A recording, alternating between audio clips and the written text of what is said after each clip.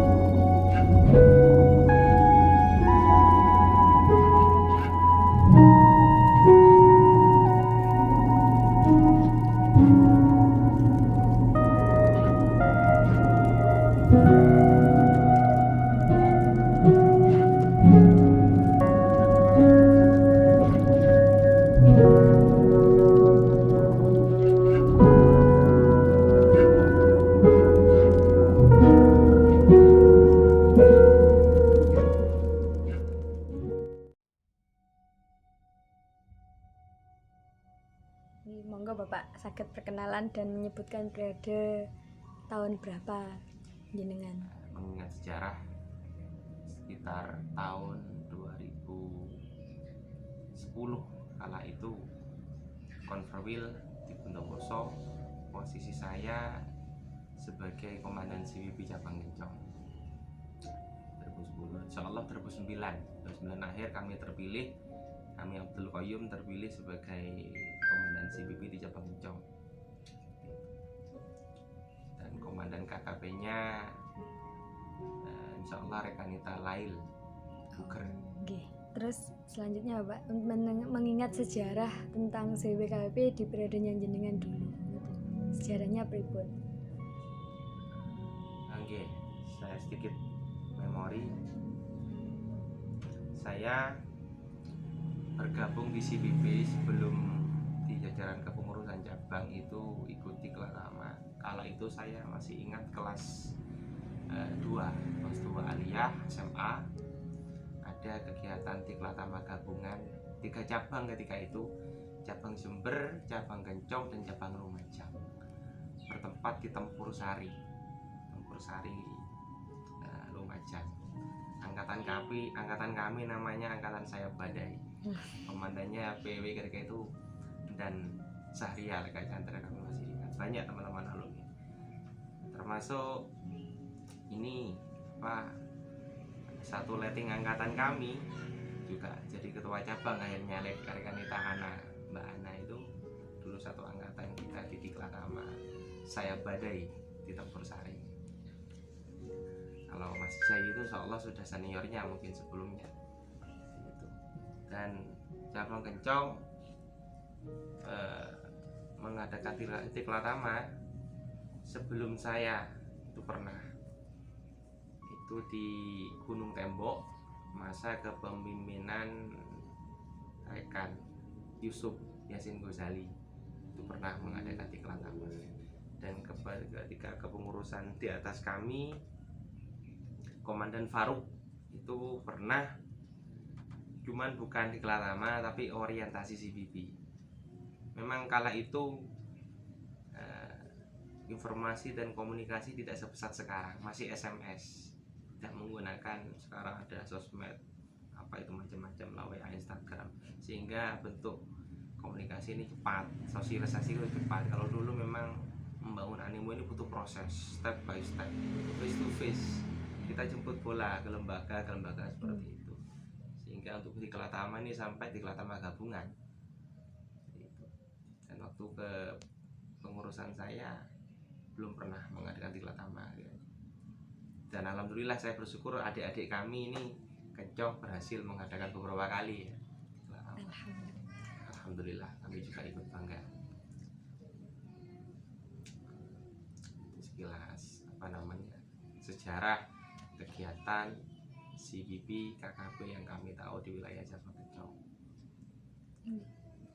Terus untuk kendala-kendala di periodenya jenengan itu mungkin dari pengkaderan atau bagaimana, itu gimana Pak? Memang kita menyadari masa ke masa, periode ke periode ada plus minusnya. Saya akan mengatakan plusnya dulu ya, karena juga ada kendala, juga ada poin-poin kelebihannya. Kami ketika pengkaderan kala itu tidak mengalami kesulitan karena apa? Kita adakan pendekatan kepada generasi pramuka ketika itu. Kebetulan saya selain di CBP juga menjabat di kepengurusan Saka, ketika itu Saka Bayangkara, juga ketua kebetulan kami ketika itu Polsek Humas. Kita adakan kondisi Saka-Saka antar kecamatan, juga Saka Bakti Usada. Nah ini yang kita rekrut ikut di orientasi CBP. Samping kita adakan komunikasi dengan komisariat, itu pun cara komunikasinya ini yang masuk dalam kendala. Tidak ada kok geleng grup WA, tidak ada. Kita via SMS, selebaran, pemberitahuan seperti itu dari lembaga-lembaga, sehingga dikatakan maksimal ya maksimal, cuman tidak seperti semaksimal sekarang. Kami ingat orientasi itu, kelas cabang Kencong orientasi ada sekitar 50-an. Kami mengatakan sedikit itu dibanding angkatan kami yang di Kelatama hampir 100 di Lumajang, karena 3 cabang. Kendalanya itu tadi, mungkin sosialisasinya kita yang tidak secanggih masa sekarang ini. Itu plus minus masa periode kami, dan sudah berbeda mungkin dengan yang sekarang. Saya bersyukur kalau sekarang ini sudah luar biasa semangatnya. Alhamdulillah. Warahmatullahi wabarakatuh. Nama saya Khobibtul Laili. Saya komandan DKC KKP pada saat itu periode 2009-2011. Sejauh sejarah yang ada pada saat saya menjadi komandan DKC KPP, dulu KKP ya, jadi Korps Kepanduan Putri, sebelum akhirnya tahun 2011 kalau tidak salah 2012 itu berubah nama menjadi Korps Pelajar Putri. Beberapa kendala yang saya alami ketika menjabat sebagai DKC pada periode itu, salah satunya adalah kader yang menjadi hal yang sangat sulit. Kenapa? Karena sedikit sekali generasi muda yang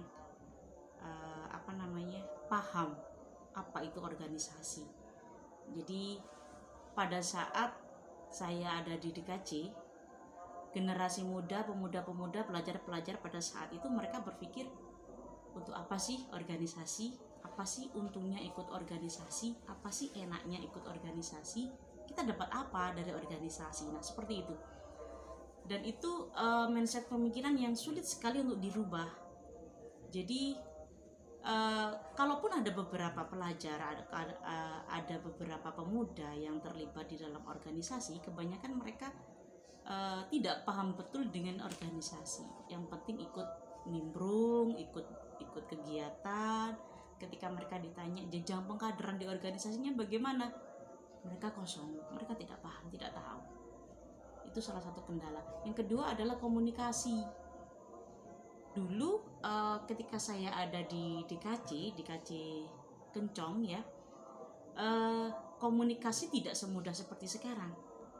Dulu masih pakai HP jadul ya, pakai HP jadul.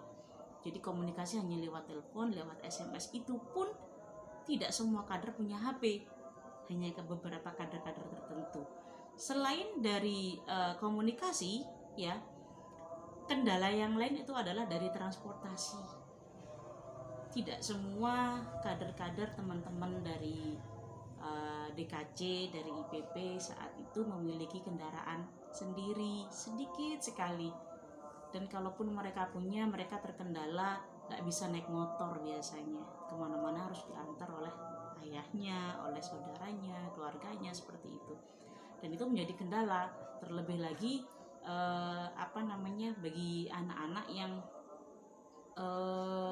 lokasi rumahnya cukup jauh, masuk pedalaman, akses jalan sulit dijangkau, itu yang susah.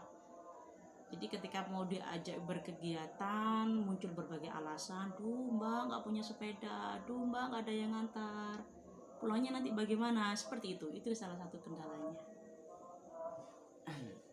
Terkait dengan sejarah DKC KPP Cabang Kencong, ini kayaknya mengalami kevakuman sebelum saya. Sebelum saya itu DKC-nya ada Rekanita Indah Winarni, kemudian sebelumnya Mbak Indah itu kalau tidak salah ada Rekanita Zainab, dan Rekanita Zainab ini sampai saat ini belum terlacak keberadaannya. Saya pun juga belum tahu beliaunya tinggal di mana, seperti apa wajahnya, saya pun juga belum tahu. Karena memang cukup lama mengalami kevakuman. Oleh sebab itu ketika DKC KPP Kencong itu baru muncul pertama itu justru nama saya. Baru kemudian ketika periode saya sudah selesai, muncul lagi komandan berikutnya itu Rekanita Umi. Ada Rekanita Umi, baru kemudian ke Rekanita Koni ya. Ke Rekanita Koni, terus baru ke Ana. Setelah Ana ada Rumania. Nah, baru di bawah-bawahnya itu saya belum hafal untuk nama-namanya. Itu terkait dengan sejarah DKC KPP di Cabang Kencong. Assalamualaikum warahmatullahi wabarakatuh. Salam Permata Nusa, salam Permata Bangsa, salam Permata Indonesia. Kami dari DKC CBP Kencong akan memaparkan sedikit sejarah tentang perkembangan dan sejarah berdirinya CBP yang ada di Cabang Kencong. Ada pepatah mengatakan, setiap masa pasti ada orangnya, dan setiap orang pasti memiliki masanya sendiri. Sejarah awal berdirinya CBP yang ada di DKC Kencong ini berawal pada tahun 2002, yang mana pada periode ini DKC CBP dikomandani oleh Komandan Yasin Yusuf Gojali. Pada periode 2002 sampai tahun 2004 masih banyak sekali pelajar yang belum mengenal tentang apa itu CBP. Kemudian pada periode berikutnya, pada tahun 2004 sampai tahun 2006 yang dikomandani oleh Komandan Mustafa, CBP yang ada di Kencong ini sudah mulai merambah di DKC yang ada di sekitar Cabang Kencong. Kemudian pada periode 2006-2008 yang dipimpin oleh Komandan Halim, ini sudah mengalami perkembangan yang cukup luar biasa. CBP mulai merambah di tingkat pelajar sehingga sudah banyak dikenal. Pengkaderan sudah mulai. Akhirnya CBP yang ada di Cabang Kencong ini sudah mulai terbentuk. Komandan Faruk selaku Komandan DKC periode tahun 2008-2010 ini sudah mulai mengembangkan dengan melebarkan sayap di setiap DKAC yang ada di Cabang Kencong. Pendidikan dan pelatihan pertama atau yang biasa disebut Diklatama sudah mulai dilaksanakan.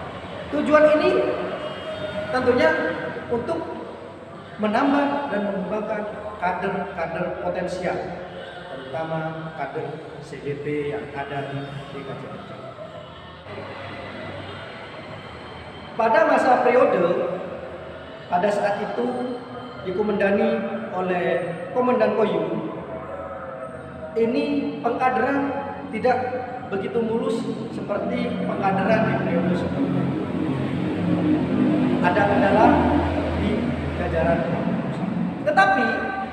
Tetapi pada periode berikutnya, pada tahun 2012-2014 yang dikomandani oleh Komandan Ridwan Hamid, ini digenjot terus terkait pendidikan dan pelatihan pertama. Sayap-sayap CBP yang ada di cabang Kencok ini mulai merambah luas dari tingkat ranting, tingkat komisariat maupun di tingkat PAC.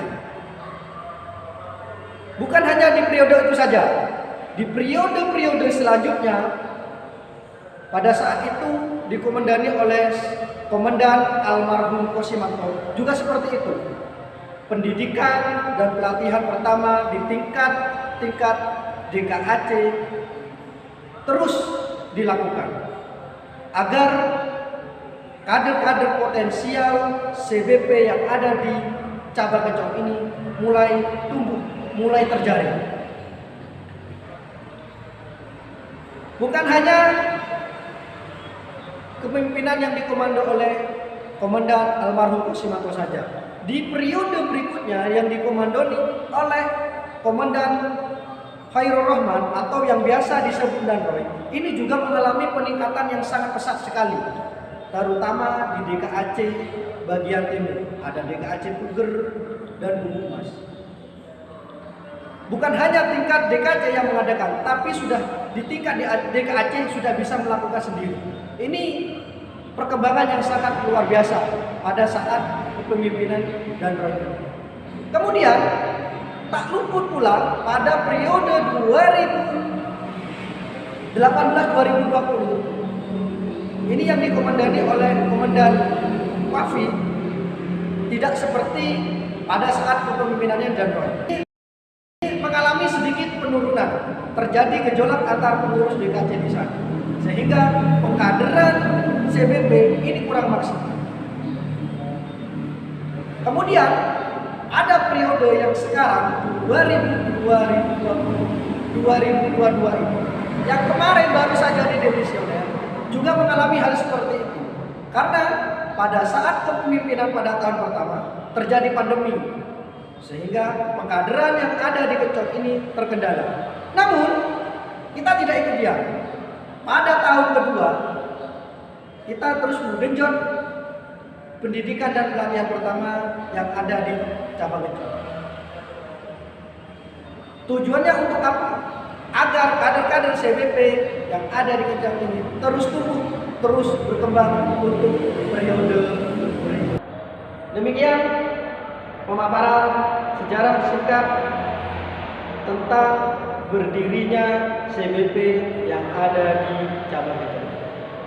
Kami berharap CBP yang ada di Indonesia ini, terutama yang ada di wilayah Jawa Timur dan khususnya yang ada di DKC Kencok ini, terus berkibar, terus melebarkan sayapnya, terutama di bidang agama, sosial, kemanusiaan, lingkungan hidup, dan juga kebencanaan.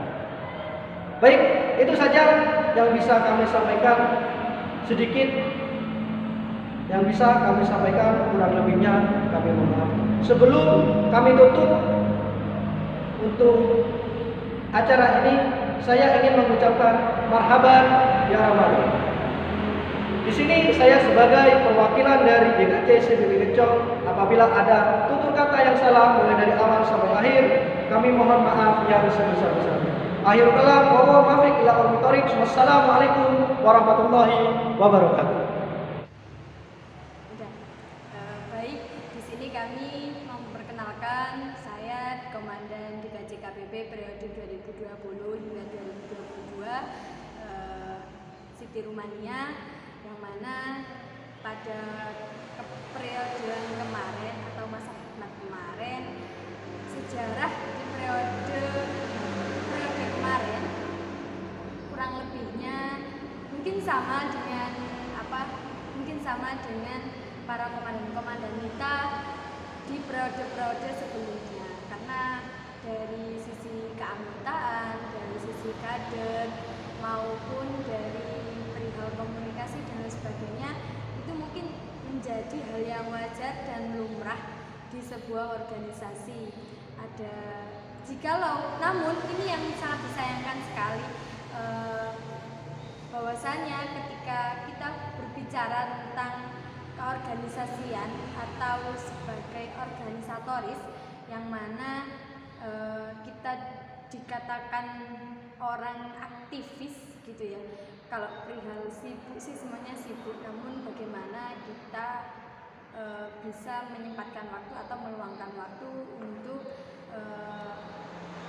meluangkan atau menyelesaikan masa tanggung jawab tersebut gitu.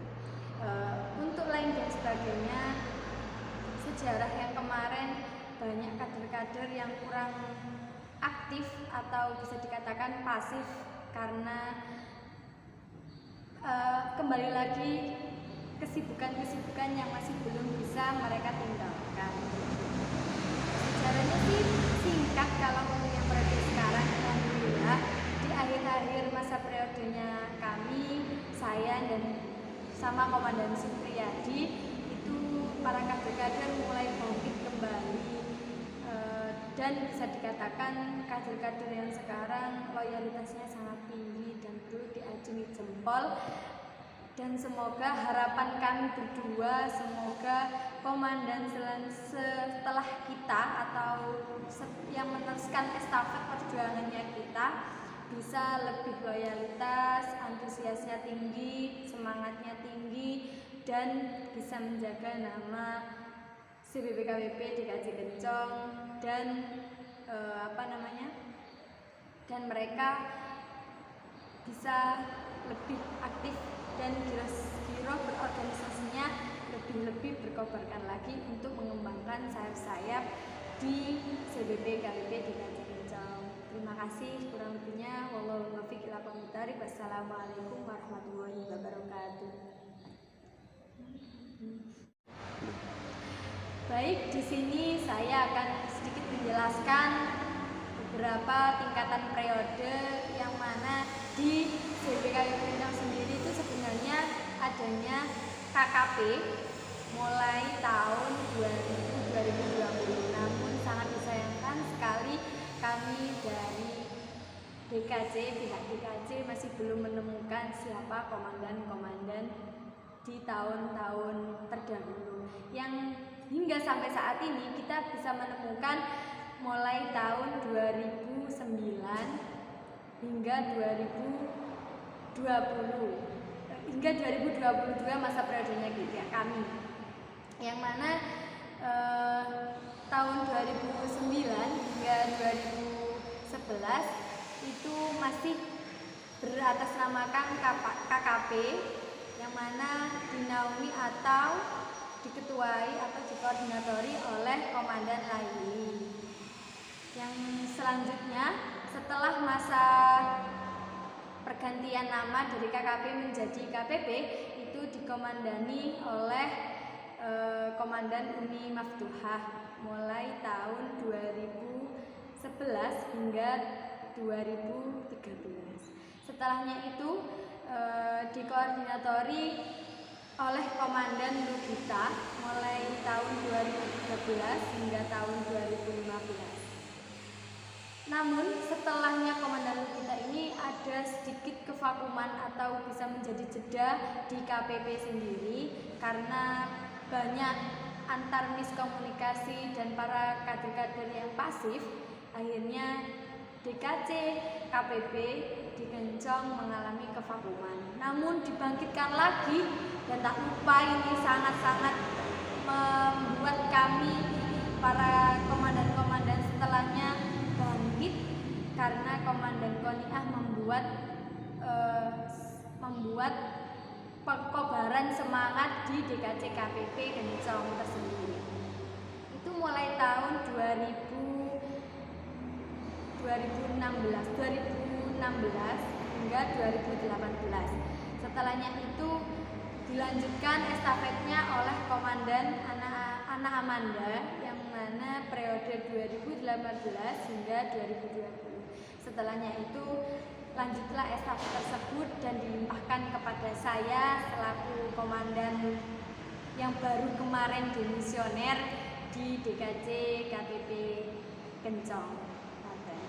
Jadi sejarahnya itu sangat beruntut sekali dan orang-orang atau beliau-beliau yang telah menjadi komandan di DKC KPP itu membuat kami ingin memperbaiki dan memperluas, mengepakkan sayap-sayap kader KPP di Kencong sendiri hingga bisa lebih semangat dan lebih loyalitas di organisasi IPNU maupun IPPN.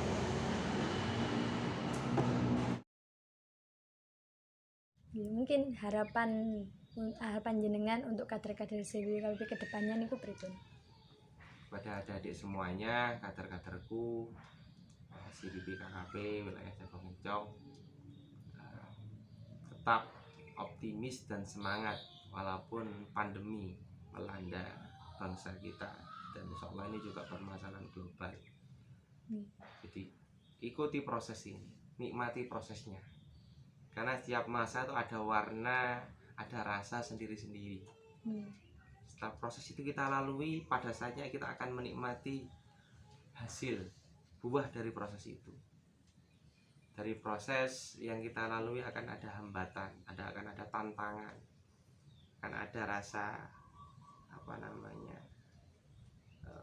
sakit, pahit. Ya itu sebuah jamu. Sehingga setelah proses itu kita lalui, kita akan memperoleh pengalaman, manfaat yang ini tentunya akan menjadi bekal kita untuk di masa yang akan datang. Yang paling inti adalah kita juga terlibat menjadi saksi sejarah mengawal proses kaderisasi di zona poros real pelajar-pelajar Nahdlatul Ulama, dan ini menjadi catatan ibadah dan diakui sebagai santrinya Mbak Hasyim Asy'ari. Amin.